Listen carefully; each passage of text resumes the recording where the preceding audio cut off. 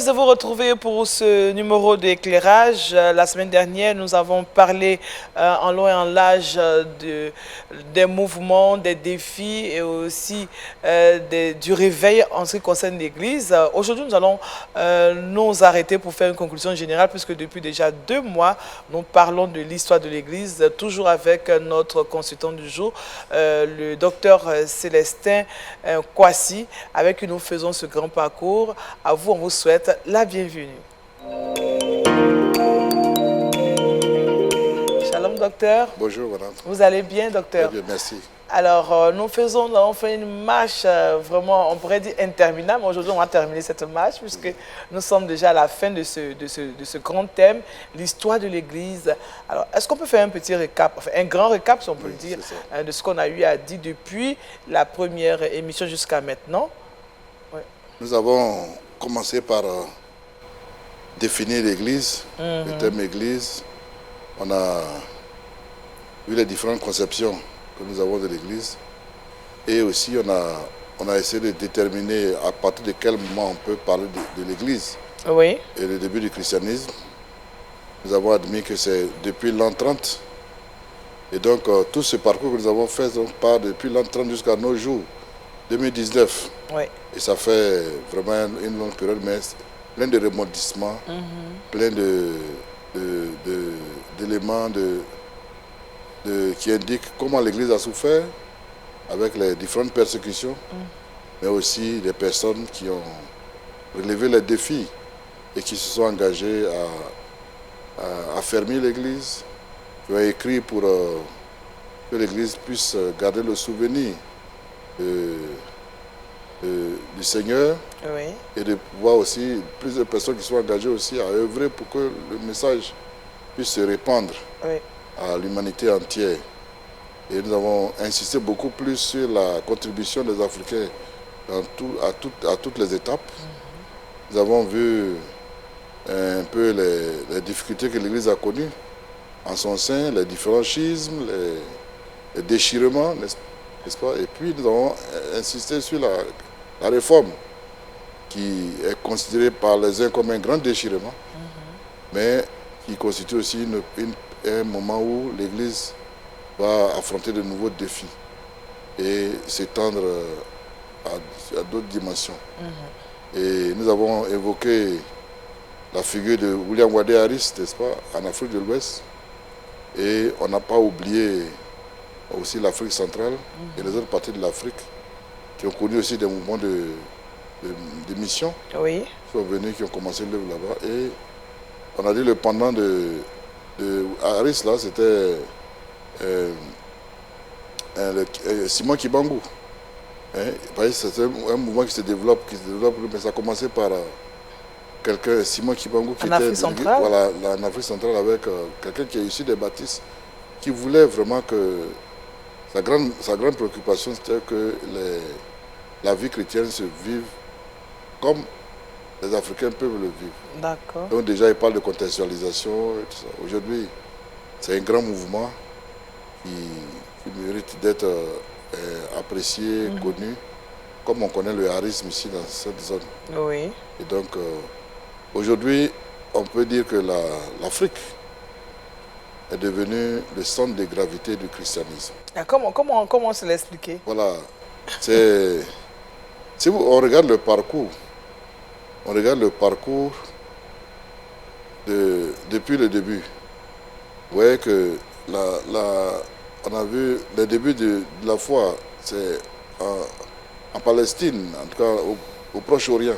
Oui, au Proche-Orient. Et après, ça va transiter par l'Europe. Oui. Et de l'Europe aux États-Unis. On n'a pas bien insisté là-dessus, mais la plupart des missions qui sont venues au 19e siècle, 20e siècle, sont des missions qui viennent des États-Unis. Des États-Unis. Des missions américaines. Oui. Et aujourd'hui, les églises qui sont nées de ces missions-là sont des églises qui sont vraiment fortes. Oui. Et le nombre, chaque jour, le nombre augmente. Et ça, c'est vraiment intéressant de voir ce processus. Et c'est positif de voir que l'Afrique est devenue vraiment le centre de gravité. Ce n'est pas moi qui le dis, d'autres personnes qui le disent. D'accord. Qui... Parce qu'on a eu quand même de grands théologiens africains. C'est ça. Hein, au début de la vie de l'Église, oui. On a connu les grands théologiens comme Tertullien, comme Cyprien. Plus tard, on aura Saint-Augustin, mais avant lui, Athanase et toutes ces personnes qui ont joué, Origène, toutes ces personnes qui ont joué un grand rôle dans l'Église. Aujourd'hui, si on compte le nombre de chrétiens et la croissance de l'Église, on se rend compte que c'est ce qu'ils appellent le Sud, le Grand Sud, mais les pays du Sud. Là. Ça va commencer d'abord en Afrique du Nord, voilà. Et maintenant c'est au Sud que les choses et même dans toute l'Afrique maintenant, oui. Les choses se développent. Et en Afrique subsaharienne, comme on dit, mais aussi en Amérique. En Amérique, c'est vraiment les zones où il y a un développement prodigieux de la foi chrétienne. Et c'est vrai, il y a de nouveaux défis qui sont là, mais on doit réfléchir, puisque il ne faut pas s'arrêter aux chiffres. Comme le professeur Thier nous disait, il faut aller au-delà des chiffres. Parce que le chiffre, c'est bien, mais il y a un certain nombre de problèmes qui se posent. Ouais. La question de la formation. La question de la formation se pose. Comment est-ce que nous arrivons à régler ce problème? Le peuple de Dieu qui a accepté le Seigneur a besoin d'être affermi. Comment on s'organise pour affermir ce Il y a un certain nombre de pensées qui envahissent ce monde évangélique ou bien protestant avec des théologies diverses. Oui. Comment faire pour parvenir à la vérité? Et ça a été le cas par le passé, à un moment donné, de l'évolution de l'Église. Voilà. Il faut vraiment qu'on en tire des leçons et qu'on ne répète pas les erreurs du passé. D'accord. Et que vraiment on s'accroche pour avoir une vraie orthodoxie, que notre foi soit pure et que notre engagement soit éclairé. Et que ce soit pas on aurait un zèle amer pour rien, alors qu'on a besoin d'approfondissement de la foi. D'accord. Et éviter aussi ces querelles de doctrine qui viennent pour nous faire perdre du temps. Parce que c'est justement ces querelles qui ont fait naître le schisme au niveau de l'Occident. Voilà. Et aujourd'hui, nous on découvre aussi dans nos milieux beaucoup de difficultés, beaucoup de, on ne dirait pas schisme, mais en tout cas des divisions, des divisions internes, des églises qui se déchirent, qui se divisent à partir de Est-ce que ce n'est pas les mêmes choses qui se répètent d'une certaine manière? Oui. En ce 20e siècle, ce n'est pas les mêmes choses qu'on a vécues au 2e, 3e siècle. Oui, ça s'apparente. Ouais. Même si les raisons sont différentes, mais ça s'apparente. Et c'est toujours comme un défi, la question de l'unité. Comment, ça aussi il faut l'apprécier, comment on doit comprendre que on ne va pas être tous les mêmes, on est différents, mais que nous sommes unis. Amen. Ça c'est la grande question. Oui. Et nous sommes unis, c'est-à-dire que nous ne cherchons pas à être unis, mais nous sommes unis. Jésus a prié pour l'unité de l'Église. Et le monde qui ne connaît pas encore Christ veut voir les chrétiens unis. Et de ce qu'ils auront vu, eux aussi vont pouvoir croire. C'est ça. C'est ça le grand défi. Comment faire pour rester une église missionnaire régulièrement, même si on n'a pas toujours les mêmes conceptions des choses, mais faire en sorte que sur l'essentiel, on puisse s'accorder pour qu'on puisse poursuivre l'œuvre d'évangélisation. D'accord. Bien souvent, nous sommes africains, bien souvent on a pour habitude d'entendre « Ah non, le christianisme nous a été importé de l'Occident pour écarter la culture africaine ». Est-ce que c'est, depuis ce que nous avons vu jusqu'à maintenant, c'est pas le cas? C'est ça. Si on s'en tient à ce qui a été fait pendant la période coloniale, n'est-ce pas, par les missionnaires qui sont venus, qui ont fait ce qui sont venus pour apporter l'évangile, mais qui n'ont pas compris totalement certaines pratiques Africains qui ont voulu vraiment carrément tout raser et faire du neuf, ou bien faire de nous des Occidentaux, des Africains des Occidentaux. C'est cela, oui. On peut arriver à un tel constat. Mais quand on a vu d'où est-ce que la foi chrétienne vient et quels sont ceux qui ont contribué à ça, si on fait un retour en arrière, on va se rendre compte que la contribution africaine est tellement importante qu'on ne peut pas accepter qu'on dise que la foi chrétienne est une importation, oui, ou bien est une volonté de faire comme l'Occident. Il faut aller au-delà de cela parce que la foi chrétienne, ce n'est pas l'extérieur. C'est une foi, donc c'est à l'intérieur. Et souvent, il faut accepter que cette foi-là juge nos cultures, voir qu'est-ce qui n'est pas valeur à l'intérieur. Parce que dans nos cultures, il y a des valeurs. Il y a des valeurs. Et il y a des autres qui ne sont pas des valeurs. Et la même chose que ça fait dans les autres endroits, ça fait la même chose ici. Et tout cela doit se faire dans l'amour. Amen. Aimer vraiment ceux qui sont les prochains. Parce que nous sommes confrontés aux mêmes difficultés. Même aujourd'hui, quand on doit évangéliser, souvent, on nous envoie dans des zones où on doit commencer un travail d'évangélisation. On met l'accent beaucoup plus sur nous-mêmes. C'est-à-dire qu'on veut faire des gens qui adorent Dieu comme nous, dans notre langue. Et c'est pourquoi aujourd'hui, il y a des gens qui ne vont pas dans on n'épouse pas la culture de l'autre. Voilà, oui. Il faut comprendre l'autre. Ça, si vous posez la question aux missionnaires, la première chose, c'est ce qu'on appelle l'altérité, c'est-à-dire c'est l'autre d'abord. Qui est-il? Comment lui présenter l'évangile par rapport à ce qu'il est. D'accord. Et puis, l'évangile va faire l'œuvre. Va faire l'œuvre qu'il a fait en nous, il va faire la même chose à l'autre. C'est cela. Il va dire, ah, voilà, ça, c'est pas bon. C'est de suite. Mais, par exemple, la langue qu'on parle, on ne va pas obliger les gens à adorer Dieu dans notre langue. Et ça, c'est important. Je voulais signaler ça par rapport à Harris. On a découvert ça il n'y a pas très longtemps. Quelqu'un a fait un exposé là-dessus. Quand Harris est venu en Côte d'Ivoire, les gens qui sont venus, il leur a posé la question, quels sont leurs chants? Quels chants ils chantent dans leur langue? Dans leur langue. Oui. D'habitude. Oui. Il a dit, bon, à la place, mettez Dieu maintenant. C'est ça. Donc, l'hymne est le même. Mais les paroles sont et la destination. L'adoration. L'adoration a changé. Vous n'allez pas adorer un arbre. Vous allez oui. maintenant adorer Dieu. Oui. Dieu lui-même. C'est lui qui est à l'origine de telle chose. Vous voyez, c'est la même chose. Il est méthodiste ou bien il est épiscopalien.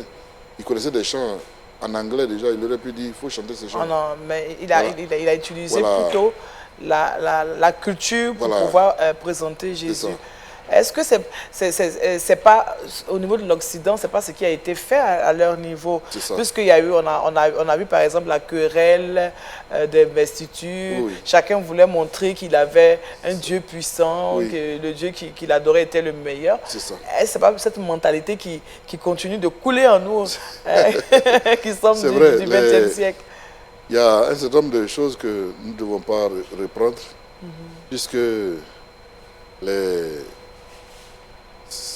ces choses-là sont liées aux individus, à un système en place qu'on voulait corriger, n'est-ce pas, qui a poussé à des conflits. Et nous devons vraiment tenir compte de nos réalités actuelles, voir comment est-ce que nous pouvons remédier et trouver des solutions. D'accord. Il faut donner la liberté aux gens qui ont reçu l'évangile de pouvoir s'exprimer. Moi, il n'y a pas longtemps que j'ai regardé un cantique. Le cantique n'existe qu'en anglais. C'est sur le sang de Jésus. Comme en anglais, on dit ça parle de Pâques, la période de Pâques. Oui. Où il fallait mettre le sang sur les linteaux. Sur les linteaux, oui. Quand il va passer. L'ange de la mort passera, oui. Mais le même cantique se trouve en anglais et il a été traduit directement en langue baoulée. En baoulé, oui. Sans passer par le français. Ça ne dit pas en français. Et en baoulé, si vous voyez comment ça a été commencé, il y a des strophes différentes. ils ont commencé à parler de ce qui s'est passé à Exode. À Pâques, là. Ouais, à Exode. Là. Ah, oui. Ils ont décrit le contexte d'abord avant d'arriver à la chose. Ils sont dans le Nouveau Testament avant d'aller à l'Ancien Testament. Au lieu de commencer d'abord dans Exode et de venir... Ils ont commencé par Exode parce que dans le texte de base, ils n'ont même pas tenu compte de parler du contexte. C'est ça. C'est comme si c'était déjà su. Oui. Maintenant, en l'adaptant, j'ai vraiment aimé ça. Oui, et ça permet aussi de bien faire circuler le message du Seigneur à travers l'évangélisation. Et ouais, il y a même un chant. Là, je l'ai découvert, mais il faut qu'on écrive un article là-dessus. Le monsieur devient très vieux. Vous voyez, il y a un chant que nous chantons souvent, La mer en furie. Est-ce que vous savez que c'est un Ivoirien qui a composé ça? Ah bon? Oui. Ça, c'est l'histoire de l'Église. Voilà. Oui, c'est des choses qui ont été faites. Le monsieur va avoir, il a tous 79, 80 ans maintenant. Oui. Il va partir et puis on va croire que ça nous vient de l'extérieur. Voilà. Oh, c'est un Africain. Oui, c'est un beau chant. Alors, si on doit faire un bilan depuis la création de l'Église jusqu'à aujourd'hui, à mi-parcours, on pourra le dire, qu'est-ce qui peut ressortir de ce bilan? Oui. Normalement, la marche de l'Église doit être considérée comme un pèlerinage. Amen. Un pèlerinage. Et l'Église attend le retour de Jésus-Christ. L'Église attend l'enlèvement, n'est-ce pas?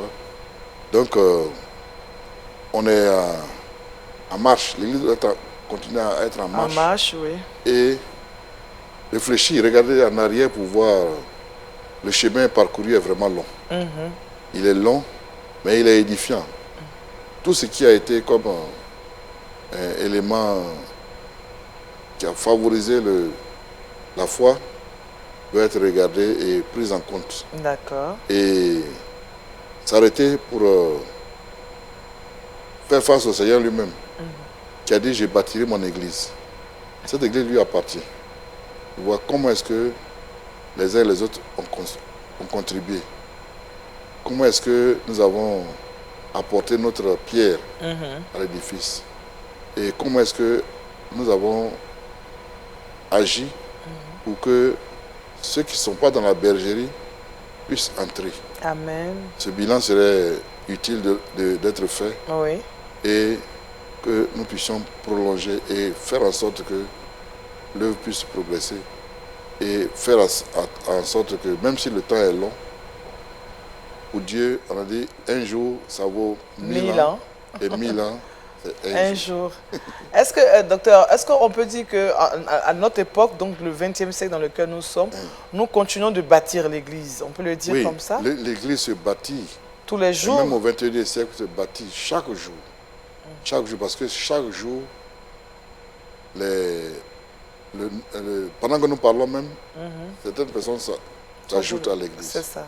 Et comme dit les anges se réjouissent parce qu'une personne s'est donnée au Seigneur.